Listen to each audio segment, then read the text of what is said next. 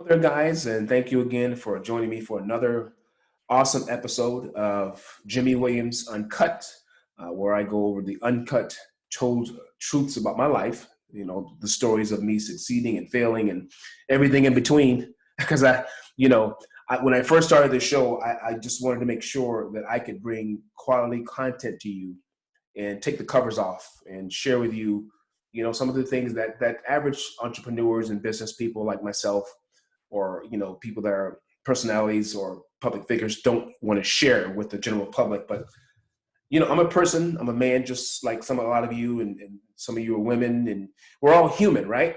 Whether you're black or white or any color in between, any nation in between. If you're American, if you're from an African nation, or you're from a European nation, if you're from China and South America, we all have something in common, and that is there are some points in your life where you do go through things, and whether you're rich or poor, no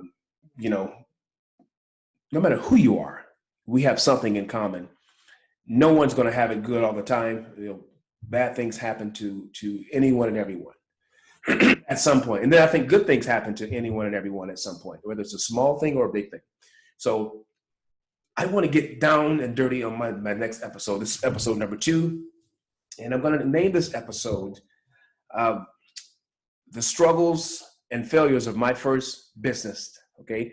The struggles and failures of my first business. I'm going to talk about some of the crazy things that really hurt me when I started my first company. And believe it or not, I was 21 years old. I was a young guy. I'm 46 now. And I told you guys over the span of my career as an entrepreneur, business person, coach, and mentor, I've started over 100 companies. Okay, when I got over 103, 104, I just stopped counting. But that's the journey that's the road I went down with success. And I had a lot of failures on the way. But this was my first company. And I want to go back and recap from the first podcast. If you haven't watched it, listened to it yet, go back and listen to it. I basically was talking about my rags to riches story, or my homelessness to power story when I moved to New York City, and that episode was called Pay It Forward. I talked a little bit about how I went there and didn't have anything and got off the bus and slept homeless inside of a Burger King upstairs. The manager let me sleep up there, and I woke up the next day and I was never really, I never had to sleep on the street again. I went to the homeless shelter, and my life changed dramatically by taking that big step of faith going to New York City, and then I met my Queen Arlene, and the rest is history, right? Well, in this episode, I got to go way, way back when I was just a kid. I would say, I started trying to make money, as soon as I got out of college, and I began to watch people around me and the atmosphere that I was in. I realized that if I don't start a business, if I don't transform my thinking and do something different, I'm going to end up like most of the people that went to college with me. I'm going to get a good job or a decent job and work that job for 30 to 40 years. And I started looking around. I didn't want that for my life. So I knew right away I had to make a big decision. So I got to go back even further than that before I talk about the business. I'm going to go back to my college years and tell you how I transitioned from, when I graduated to getting this business and where I went from there, or starting this company from where I went from there, and how that company failed miserably. And I would say the main reason I failed at my first company is because I wasn't mentally ready for it. Okay. Let me tell you guys a strong truth that a lot of people don't want to talk about. It's really hard to make the transition from a poverty mindset or a limited mindset or a job mentality to a wealth mentality, and transition to not having wealth to just all of a sudden, it doesn't just pop up. You have to transform your thinking, your modus operandi, your methodologies, and the systems of the way you think, right? If you guys have read that book, Think and Grow Rich, Napoleon Hill he actually wrote for over 20 years, and he followed successful men around and found out, men and women, and found out what were their habits, how they became that way. And they did it through a series of methodologies, and they transformed their thinking, they transformed their atmosphere and their habits to create what they wanted. And I just didn't have that when I graduated from college.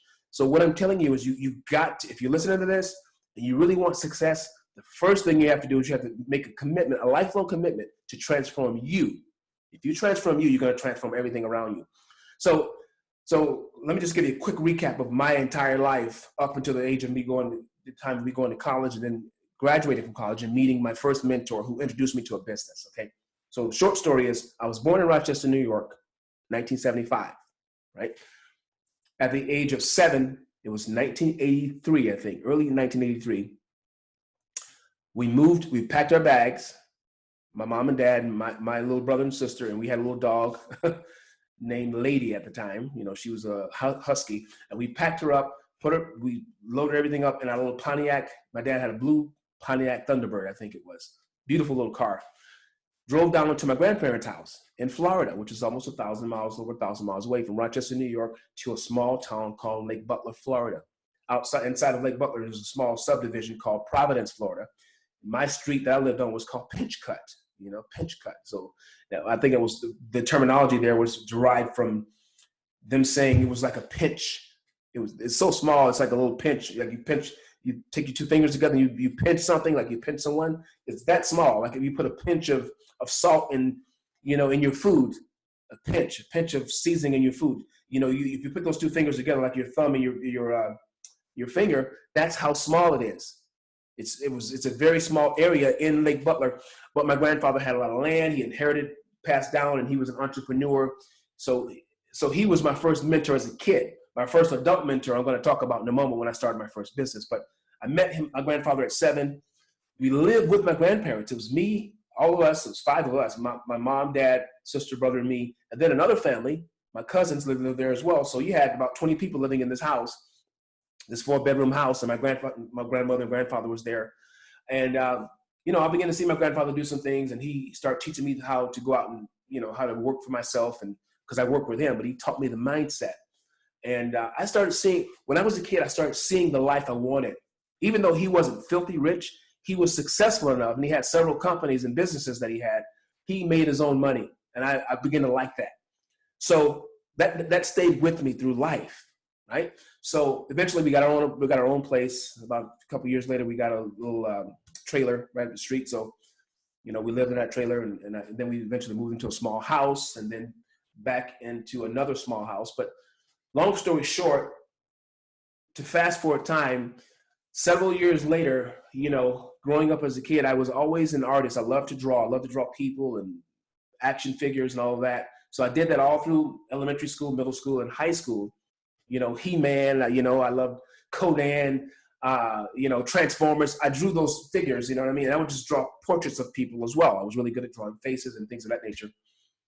And I loved it. My father put a pencil in my hand when I was 3 years old. I never put the pencil down.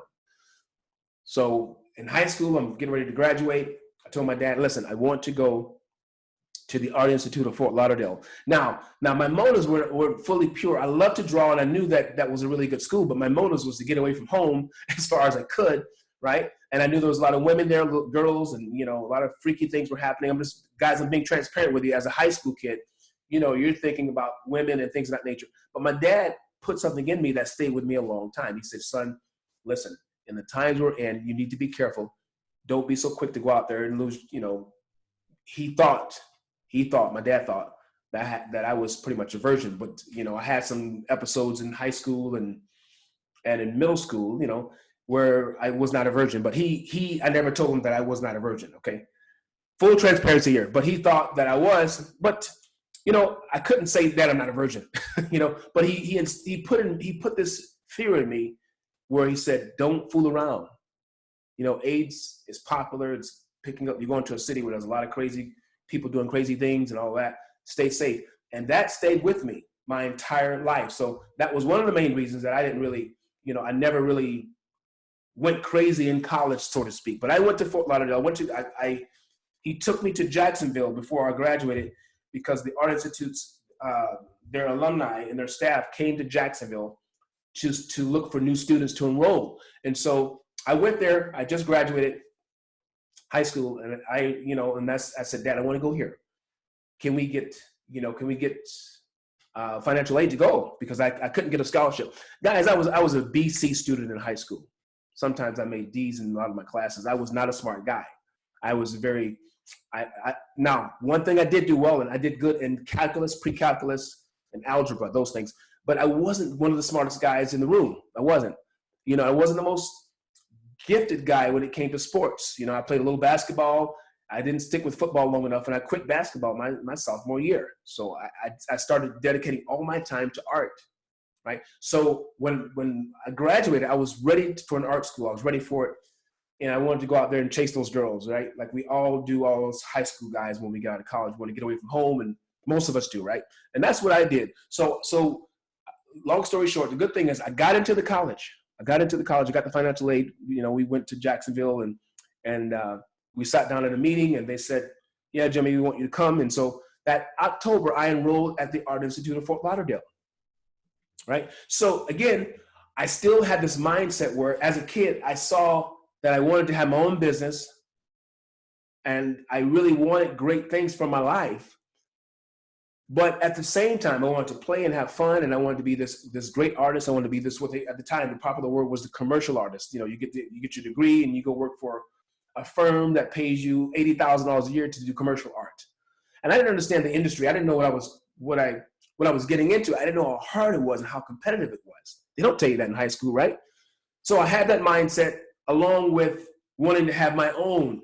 Well, you can't have two different mindsets going on at the same time. You have to pick and choose. So even though I wanted to be the commercial artist, and I always heard this term starving artist, I was setting myself up for failure with that mindset, because you cannot be a multimillionaire and really dominate without being an entrepreneur. You have to find a way to be an artist if you're going to be an artist and sell your own products and services and build a website or start a company with it, as opposed to saying, I'm going to be this artist that's going to work for this company over here. They're going to pay me $80,000 a year. We're working 40 hours a week.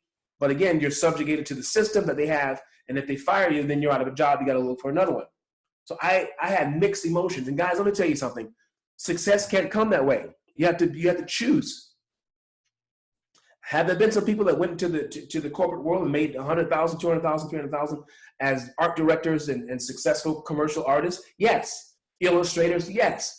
But again, you know, it's predicated on the connections you have in there and you beating out someone else. Well, on the other side of, you know, where my opinion is the success that I really wanted, that I think you can attain, is changing your mindset, transforming it to a business mindset, learning the business techniques of how to brand yourself and make millions of dollars that way. Long life, that's long lasting. That's long lasting for you. But that's a whole system that you have to develop, and it starts with your mind. And I didn't know this. So I went to school, and, you know, the Art Institute was awesome. All right. One other thing I want to throw in there. Again, I lacked the focus. So I would go out to nightclubs, you know, and I'm a country boy. So I went out dancing one night, and I'm trying to dance with some great dancers in these clubs, right? Some of these people, I was 18 at the time, 19, 20. So I would be dancing with some of these kids were like teenagers. Some of them 15 and 16 years old. Some of these clubs were you know, it was a teenage clubs, that some of the clubs that I went to. Then I went to some of the older clubs. But the clubs where you had people that were under 21, those were the best dancers, and they were grooming themselves to be, you know, worldwide dancers. They were practicing every day. So I went down there. I started dancing in some of these clubs, and I never forget. You know, I got embarrassed one night. I went out there doing you know, at the time I thought it was popular, but it was old. I was doing the MC Hammer guys in the club. You know, I'm dancing all weird, and to them it was weird. That wasn't the kind of dancing that was popular in Fort Lauderdale in 1994. You know, MC Hammer was popular in 91, 92 when he came out with, you know, You Can't Touch This and all that. So I was doing the MC Hammer in the club, and I turn around and everybody's like laughing at me, and I'm like, man, what am I doing? And then, you know, because I had that mindset, I want to win, I said, man, I gotta learn how to dance. You know, and I had on these loud color clothes. I looked like I was from the small town. I didn't look like I was from the city. At the time, the baggy pants were big then, and I wasn't really wearing baggy pants. I was wearing, you know, these. I had something that looked like hammer pants, but they weren't really the style, like cross colors. If you guys are in hip hop in the 90s, you understand this the language I'm talking. But they were not hammer pants, okay? And you know, I thought that I was cool, and I wasn't. People were laughing, and out of the blue, a young man came up to me. He was younger than me. His name was Michael Stringles, young kid, and he said, "Hey, you know, I can teach you how to dance."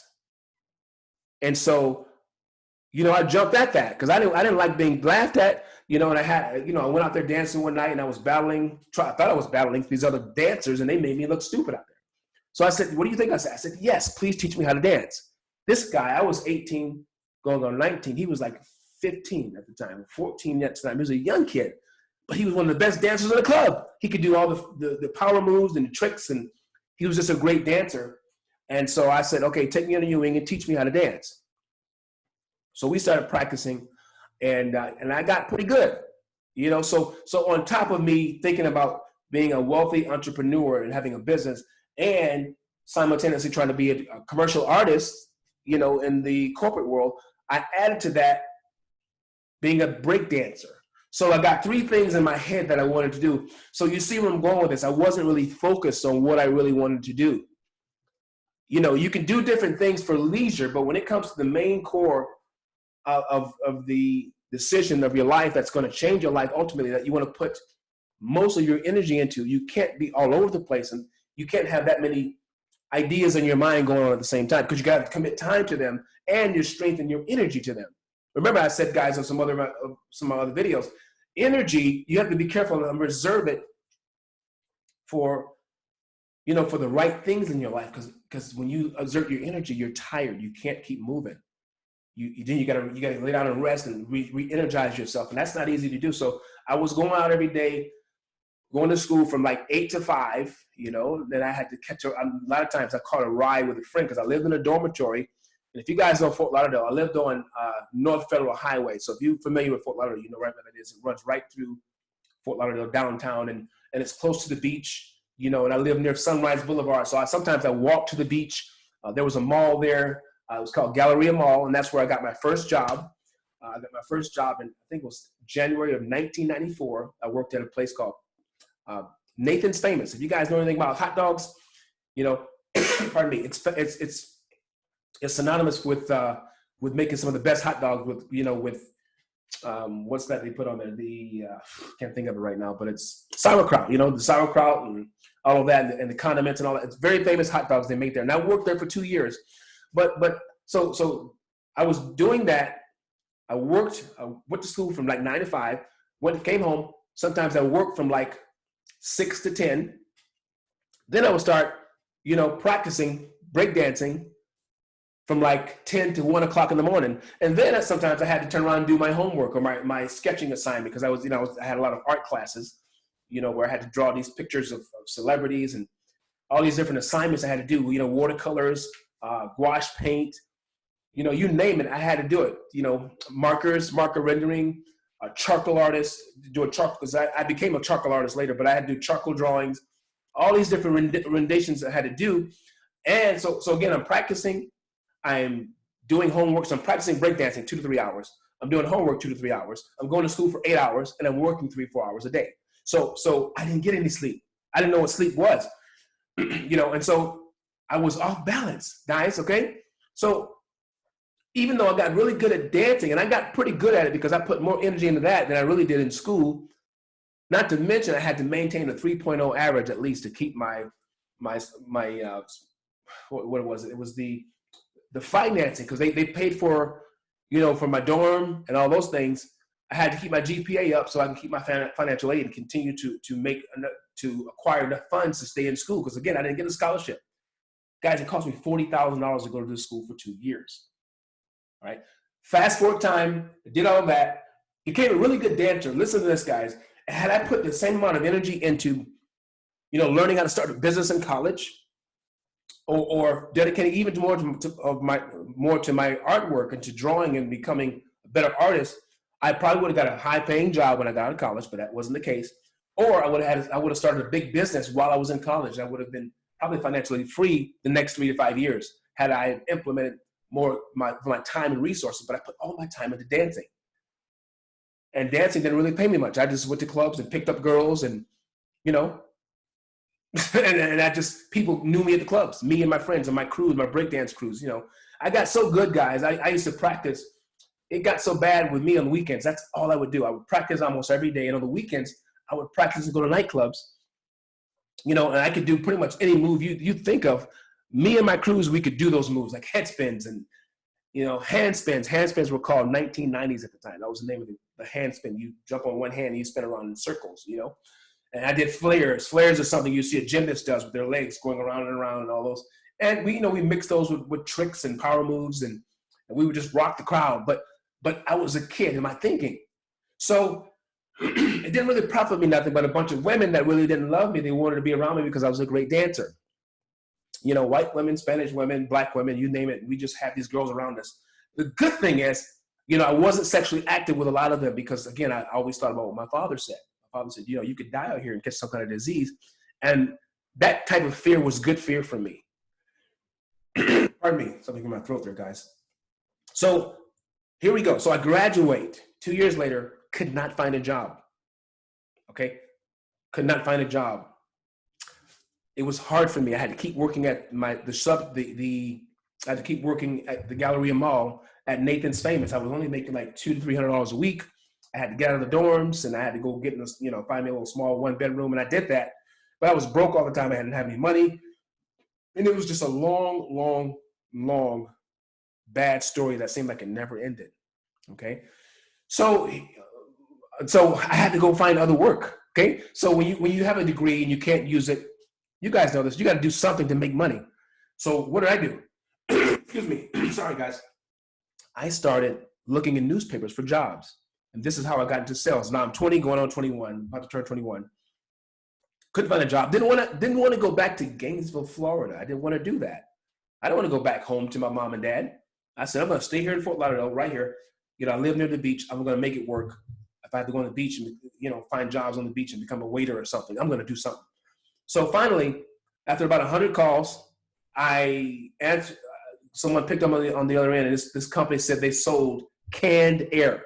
That's right, canned air. You know, the air that you buy that's in the bottle and you spray it on your computer to clean your computer. They were selling canned air, and it was cold calling.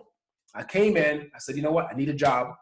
And they were paying, I think, per case. If I sold a case, they would pay like, I think, $5 or $10 for a case of canned air. If somebody, you know, if I called someone and made the sale. So they would give me these leads I had to call.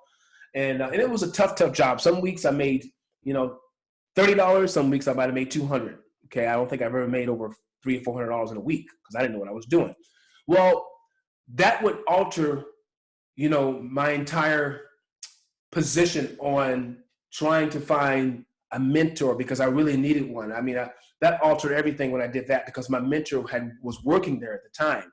I needed someone to teach me and kind of take me by the hand and show me, okay, Jimmie, you're going on the wrong path. You're not going to create wealth doing this. I've been praying for it in my spirit, in my mind, but I didn't really understand how to rightfully really respect this guy when he came and to honor him and say, hey, listen, I appreciate what you're doing for me. I didn't do that. I didn't understand. I just, again, when you don't have certain things in your life and you're not taught a certain way, you miss out on opportunity because you're not ready for it. Guys, I think opportunity, this is me personally, I believe it knocks almost every day in our lives in some form or fashion.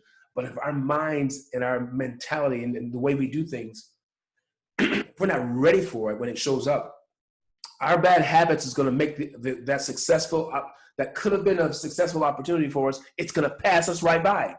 Opportunity knocks, but we fail to answer. So I'm sitting here on the phone and I'm doing these sales and everything. Another guy walks up to me. His name was David Deitz, white guy. I think he was from Michigan. So I'm 19 at the time. Pardon me, not 19. I just graduated. I was 20, going on 21. This guy was like 30, 31 years old. Okay. He was a real estate investor.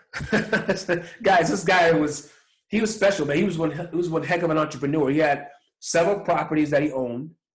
And, you know, he had some other investments that I didn't know about, but he wanted to help me. He saw something in me.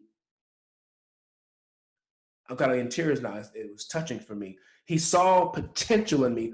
When people see potential in you, that's a big thing. And if they say something to you about it, please be ready for it. Because obviously, if they have something to give to help you get where you need to be, you need to listen. So I looked at him. I said, hey, man, who are you? He said, well, I'm a businessman. I'm here making some extra money, but I have properties and I'm a part of another company called Amway. Now, a lot of you guys might say, well, the heck with Amway. I don't care about Amway and all that. But I'm not sure if you understand this, but Amway is like the catalyst or the company that started first before many others of multi-level marketing. They actually, they have the business model where, you know, you sell the products that they've created and they pay you a small commission for doing that. And then you invite other people to do the same thing. And before you know it, you have 2,000 people on your team and you're making $30,000 per month.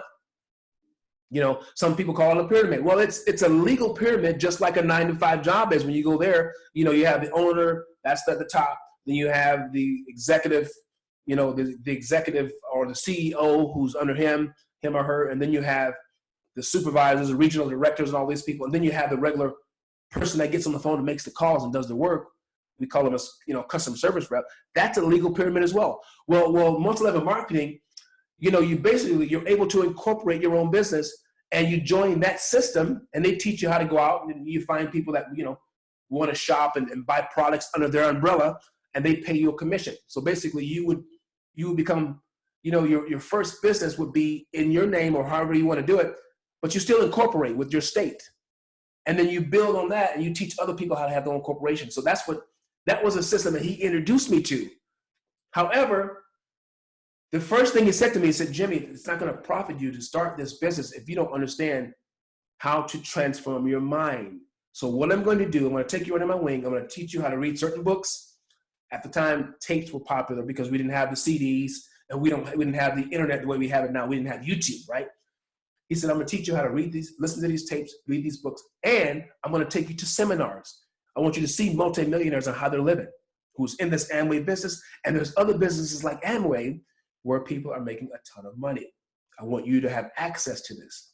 But he told me over and over again, the most important thing is you've got to transform you before you start really understanding how to make money and how to build yourself a strong team and become a millionaire.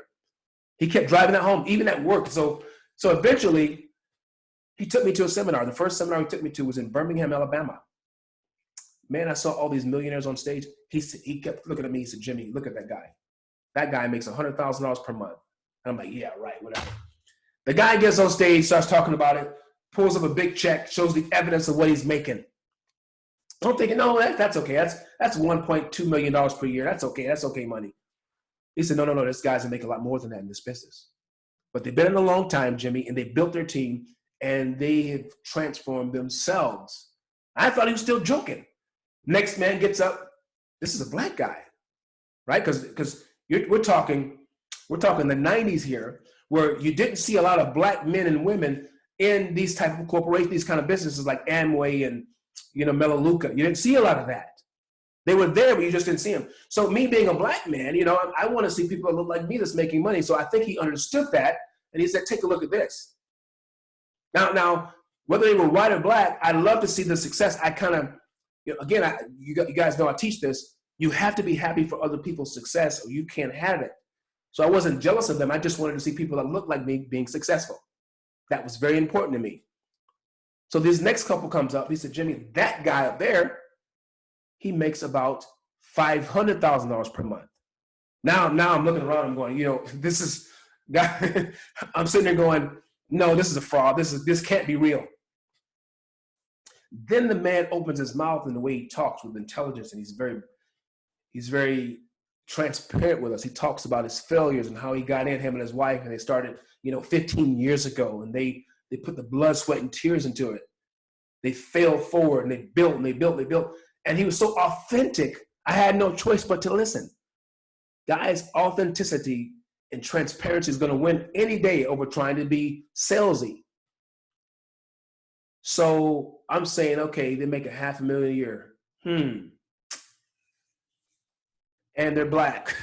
What's my excuse? And there was no excuse for me. I mean, they were probably late 40s, early 50s. I'm 46 right now, but I was 21 at the time. Just turned 21. And I still said to myself, there's no excuse for me. I'm single. I can lay a foundation if I put the work in. And again, everybody that got up there and spoke, and there was a guy that made a lot more money than him. Every one of them said, you got to transform you. You have to become a better you. You have to get in the poverty mindset to wealth mindset. You have to get in the mindset of serving other people. You have to get in the mindset of sacrificing everything, putting it on the line for others. And the more you grow yourself, that's Zig Ziglar said that, help other people get what they want. And you are ultimately going to get what you want, but you got to help them first. And it was all about putting other people first. But when you do that, you have to grow yourself enough so you have enough to give them, right? as you mentor and coach them and show them how to duplicate a system. And then they often talked about how systems don't fail, people do. So their biggest system was not really the products they were selling, it was the coaching and mentoring program that they had. You know, you had to buy certain tapes, you had to listen, go to certain seminars that cost you money. You had to put everything on the line to transform yourself. It cost you time and money.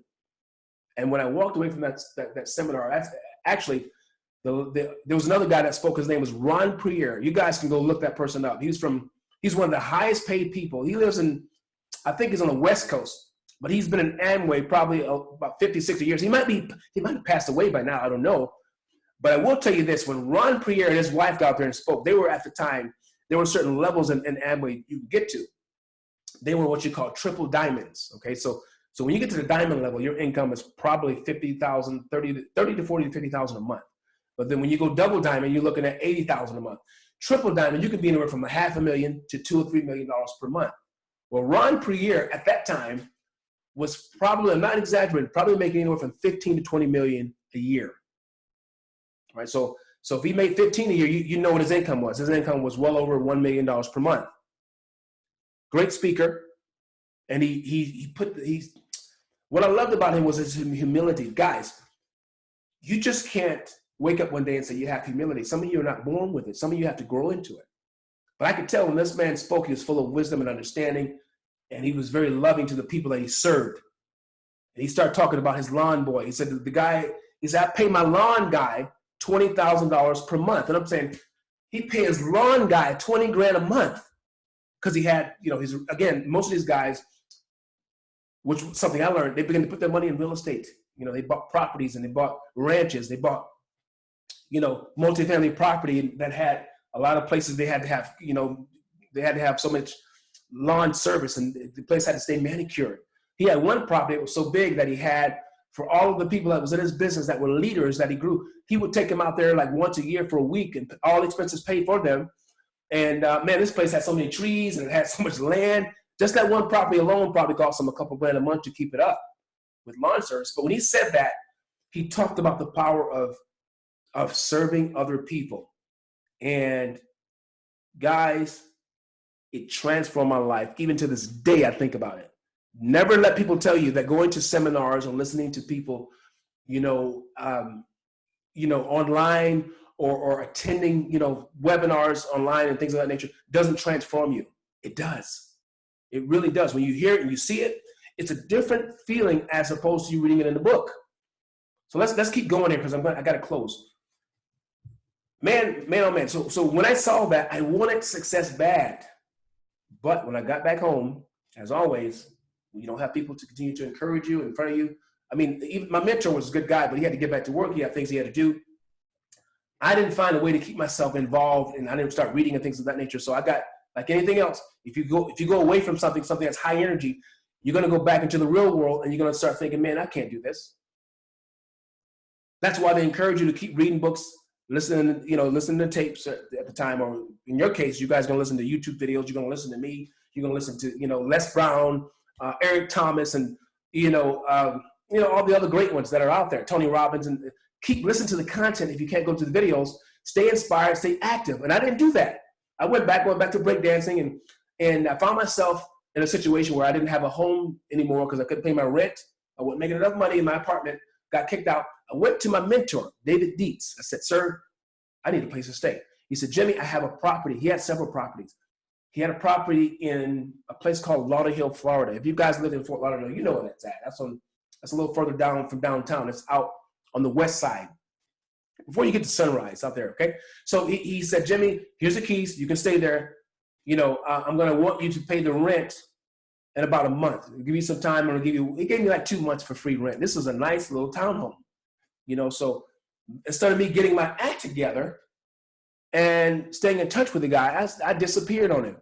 I was there in the property, but every time he wanted to meet and talk about the business and try to help me transform my mind and get on track again, I was disappearing. And then when the rent was due, I was hiding out. I couldn't pay the rent because of my habits. I'm just thinking about dancing. I'm still thinking like a kid. And that devastated me. It hurt him probably more than me.